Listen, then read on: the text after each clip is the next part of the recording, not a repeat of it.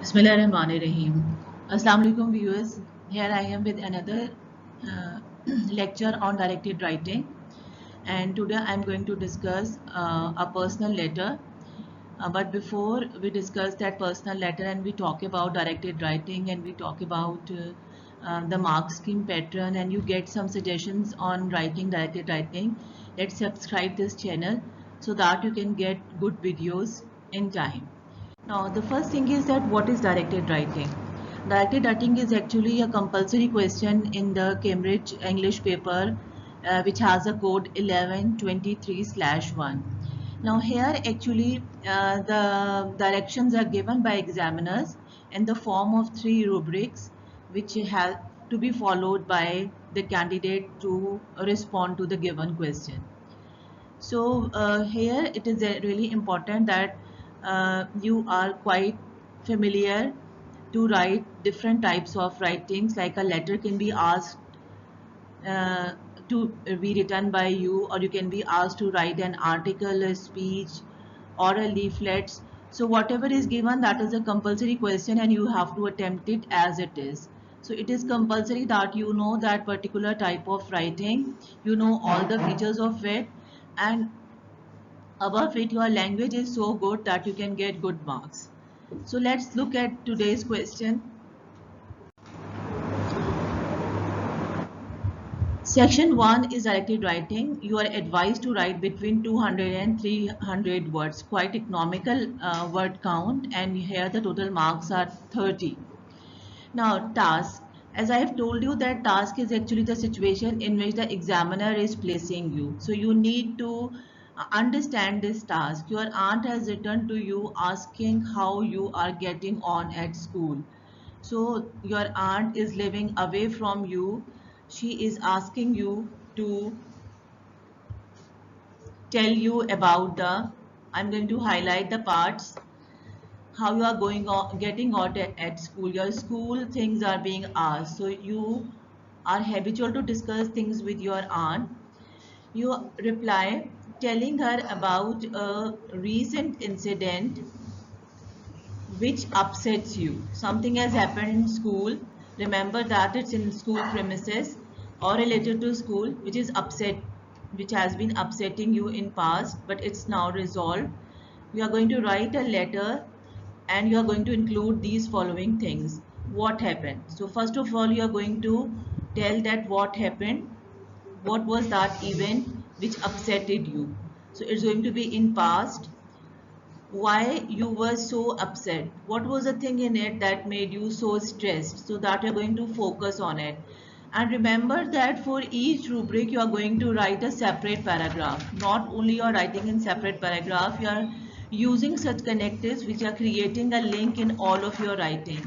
How the situation was resolved, how this was overcome, this problem was overcome by you. So it was a matter which occurred in past, but now it is resolved, and after it's being resolved you are telling it to your aunt.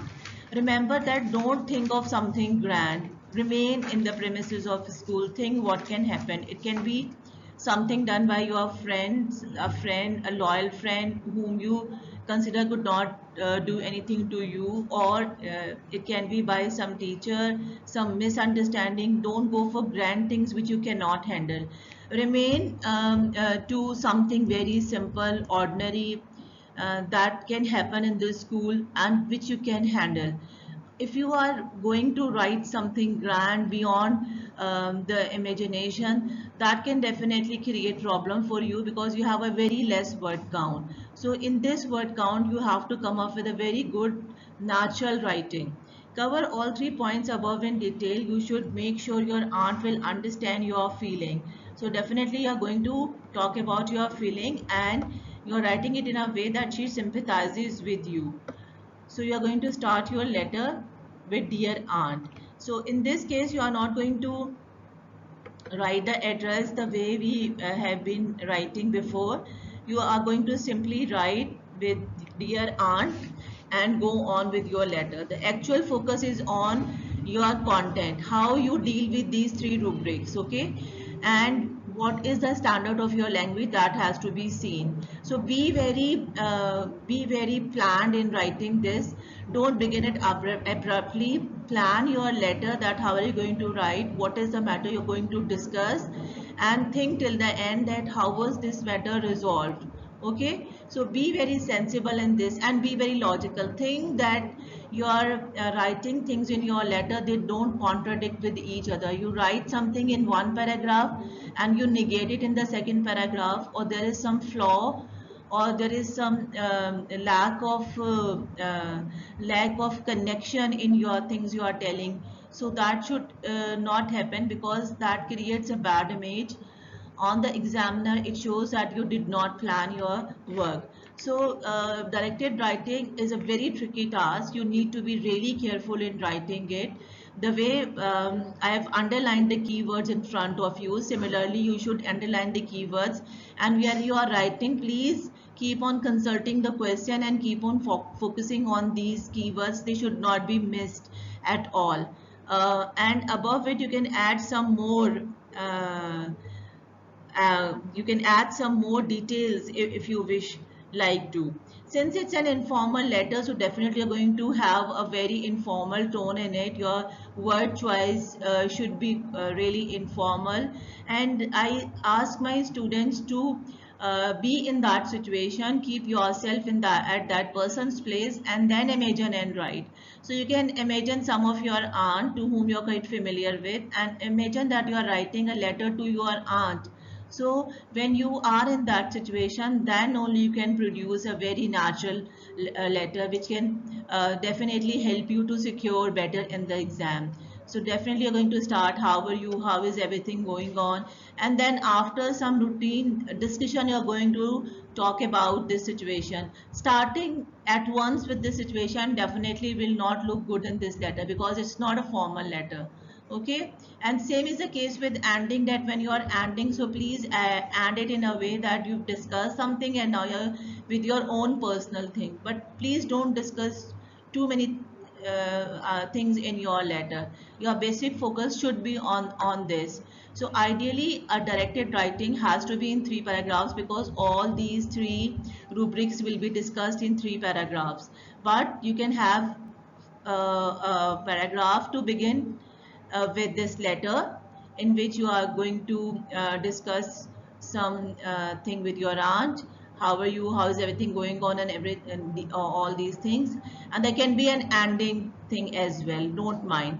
But these 3 rubrics should be discussed in 3 paragraphs, that is. Now here are some instructions that how you should write. As I had discussed, that you're going to read the question and underline the keywords.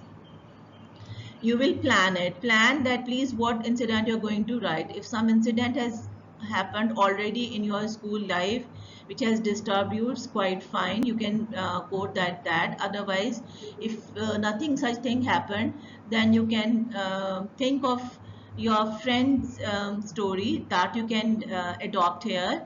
That can be taken, but because in that case you will be quite familiar with all the things which can happen during the school.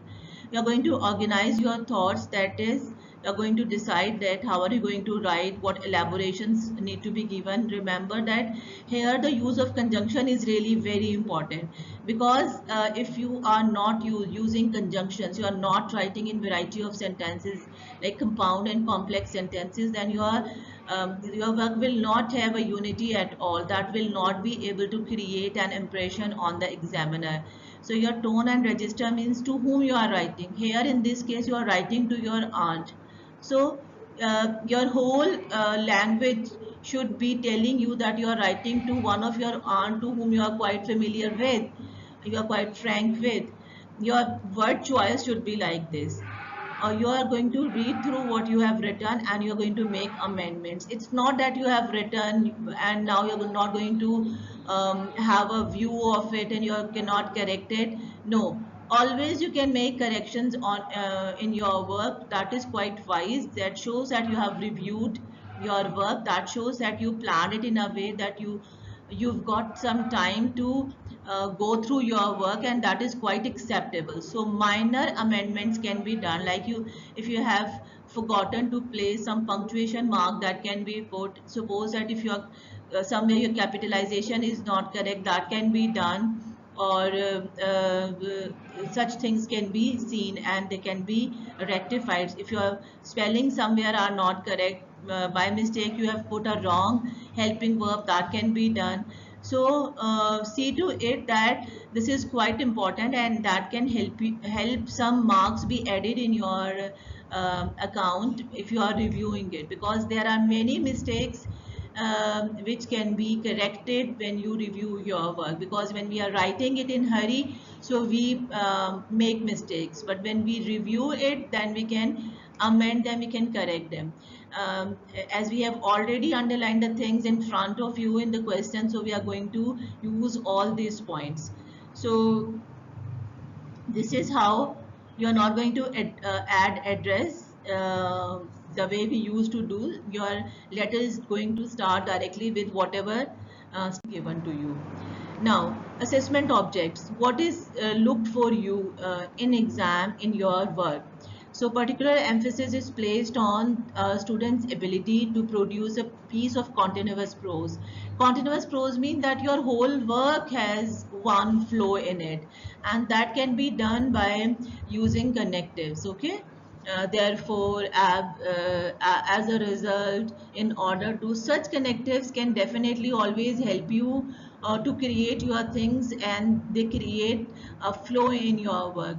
You are using accurate and in standard English, so definitely your grammar has to be correct. Your sentences need to be of varied types, that you are writing in simple, compound and complex sentences. It's not that you're always writing in simple sentences. That shows that you are unaware of other types of sentences.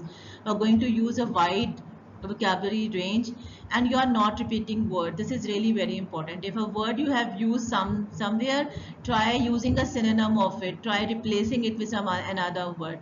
This will show that you have enough vocabulary, and that you know exactly how to use certain words. But in this case, please don't bring heavy and mighty words which do not go in your context. Think of it that the whatever word you are using, that should be matched in your context. And if you are using idioms, then definitely they should be correctly placed, and this is always a smarter way to write using idioms. So have a good hand on them as well, use them in your writing. Punctuation is really very important, and sometimes we ignore them at all. So a well punctuated text is actually a one which can help you to score high in your exam. Paragraphing, as I've already discussed, that these three rubrics which are the part of your directed writings, they have to be dealt in a different paragraph. And remember that if you have not written it in paragraph, or if you have missed one rubric, it means that your whole 10 marks are at risk, because there are 5 marks for your context and there are 5 marks for your language in one rubrics. Okay, so ideally if you have missed out one rubric or you have marked it somewhere, so remember that you are at a risk of losing your 10 marks. Your spellings need to be corrected. You can engage and sustain the reader's interest. This is very important, that till the end, when you are producing a directed writing, your reader is interested in, and he appreciates it that you have done it nicely. So on the whole, I must say that it's really a very tricky type of writing. Take it as a challenge and think that you have to overcome all these areas in writing it, because these are the assessment objectives set by Cambridge.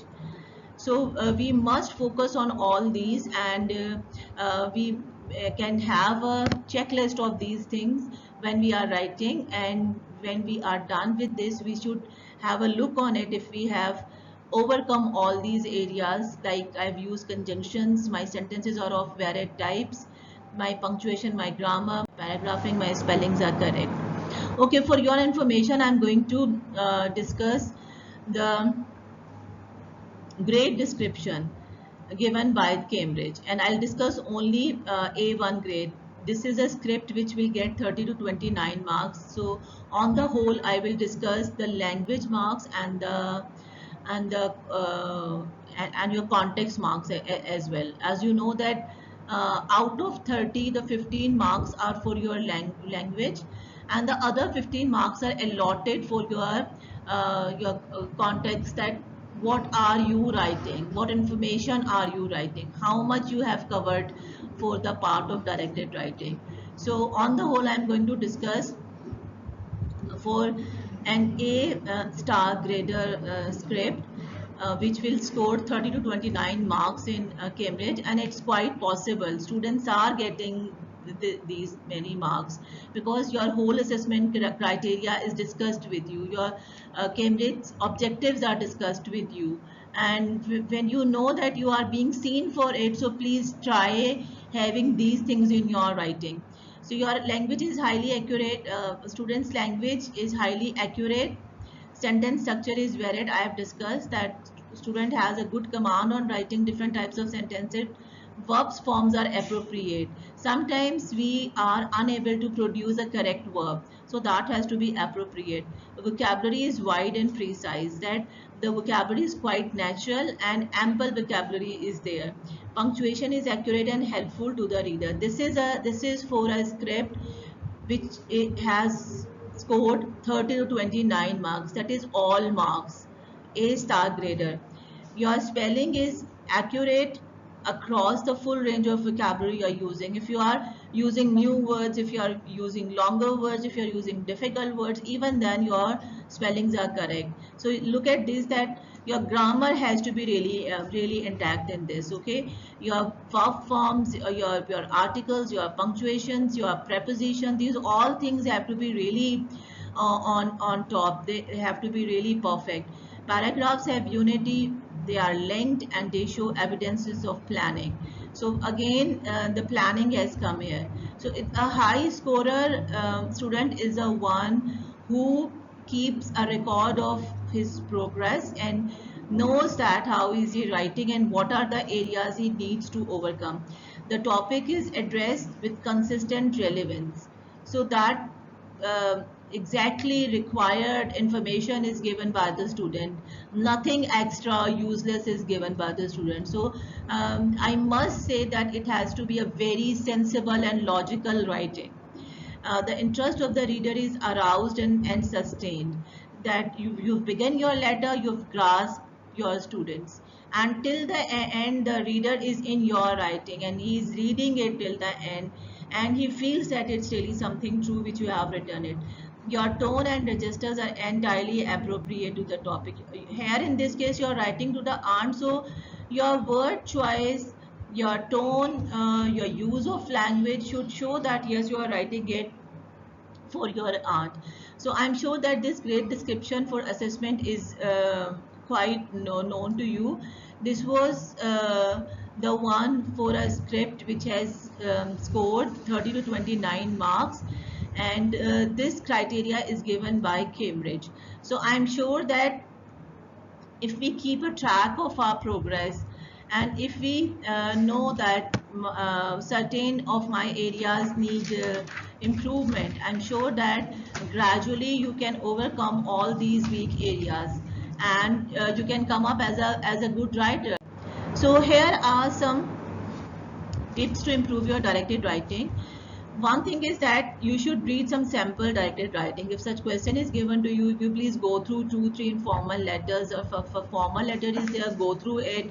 If a speech is a part of directed writing, please go through it before writing and underline the good phrases. You see that what connectives are used in that standard writing, and then you compare your work in your mind, that okay, my work lacks these things, and decide that okay, in my writing I'm going to implement these things. I don't use conjunctions, I'm going to use them. Plan that in my writing there are many words which are repeated, so I'm not going to repeat them. So be very conscious when you are writing that okay, I'm not going to make grammar mistakes in my writing. Think that okay, previously I was not using punctuation correctly, I'm going to use them correct. My certain prepositions have been wrong, now I am going to have a record of it and I'm going to use them correctly. Look at the tone and register. This is an area where most of the students lack, and they cannot get good score in the exam because they merge the tone of a formal and an informal letter. So this has to be very clear that to whom you are writing. Okay, so bring a very natural and required tone in your letter. So this I've discussed, that you make a list of your weak areas and then keep a track of it, start working on it. And I assure you that if you are monitoring your progress for a month only, month is a bigger time. I must say that for 2 or 3 weeks, if you are being conscious of your work, that okay, I am going to implement these areas in my writing and I'm going to focus on these things, you will see that there is progress. Okay, so please monitor your progress, and have a special focus on your vocabulary. It does not mean that you're going to memorize difficult words and you're going to put them where they are not needed. No, the best way is to read things and in that particular context understand the words use, particular use, and then confidently use it in your writing. Okay, memorizing certain word and then putting it in context might be dangerous because you might not bring it in a correct context. So if you have a habit of reading, you must have a habit of reading for 30 minutes. So when you are reading it, read 2-3 pages a day, and there if you find a good phrase, a good word, a good idiom, a good description, underline it and then go through it again, revise it in your mind. You will know exactly that how this has to be used, what is the situation of using this word, and then if you are in that situation, then use it, because a word cannot be placed anywhere. It has to be placed in a certain writing. So I'm sure that you are quite now clear about writing a directed piece of work, and I'm sure that you will start working on all these advices given, and you will keep the assessment criteria of Cambridge in your mind, because in order to score a good grade in our mind, we must know that what is required. So then only we can come up to that standard. I'm sure that you have liked my video, and I am waiting for your sincere and encouraging comments. And I would again request you to subscribe my channel, because I need good subscription. So the button is there in front of you. Place it now, subscribe it now, and Allah Hafiz, and stay blessed.